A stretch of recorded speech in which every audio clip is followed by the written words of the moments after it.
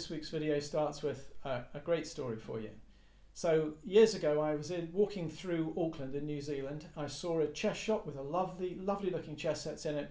Walked in, got talking to the guy behind the counter. Turns out he's the best player in New Zealand, and I love having interesting experiences, so I asked him if I could pay him some money and if in return he would play me a game of chess. Now, I have no aspirations to being anywhere close to the best player in New Zealand, but I thought it would be a great experience, and it was. I played him, I lost of course, and the theory in chess is that the bigger the differential between the two people playing, the earlier that you've lost compared to when you think you lost. So I calculated where I thought I'd gone wrong and asked him the question, when did I lose the game to you? I think it was about there, but when was it really? And his answer was such pure genius that I have remembered it for the rest of my life.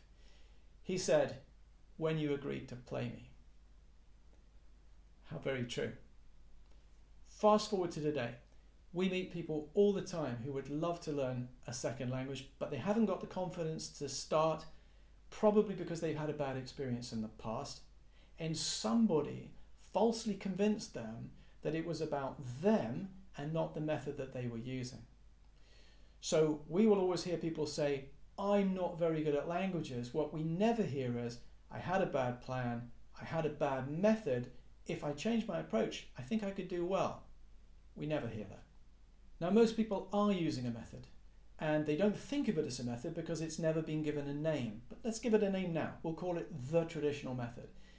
And everybody that I've seen who's learning a language, 99% of those people that I have met are using the traditional method, same one they used at school, based on the same ideas and the same actions. Maybe not in a classroom, maybe they're sitting at home, or maybe they're in a classroom full of adults, but it's the same method.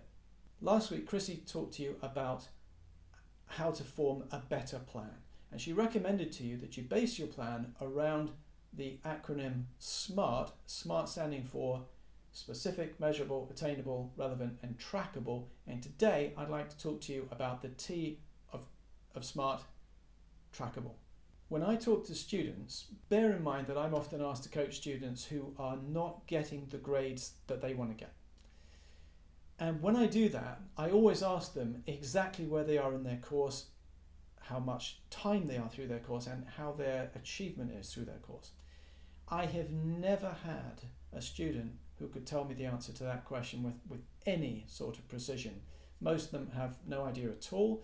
Some of them might say, well, we have 12 modules to go through. I'm on module 6, so I might be halfway, but they will generally add, the modules vary in size, they vary in difficulty.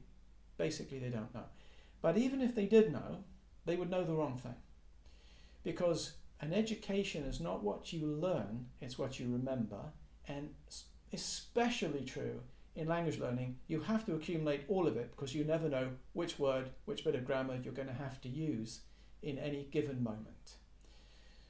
So my recommendation to you is to stop tracking how much you have acquired and start focusing on how much you've accumulated. I was on a language forum the other day. Some guy with the best of intention, I'm sure, was saying that when he was at university, they were learning 150 words a day. We have the statistics on this. I can assure you he is mistaken. That is not what he was learning. But the number isn't even interesting. The question is, what was he accumulating day to day? And we know that the real number is substantially less than 10% of the number he just quoted. So focus on what am I accumulating, and the way to do that, the only way we know to do that, is to track two numbers.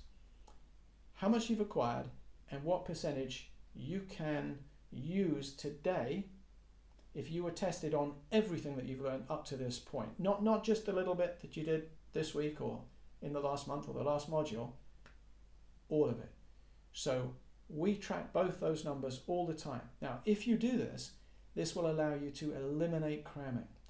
Avoiding cramming is a great idea because cramming is a terrible idea.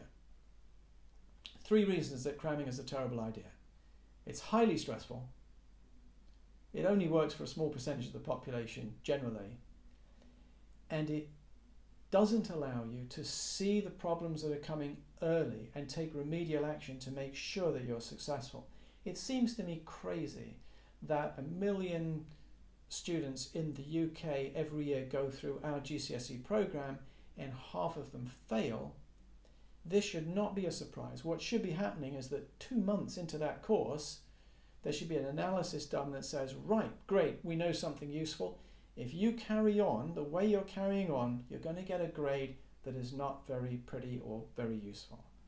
So we need to change something. Either you should quit this program, put the extra time into maths and English and do better in those subjects, or we need to change the method you're using, the way you're doing this, so that you are on track for success.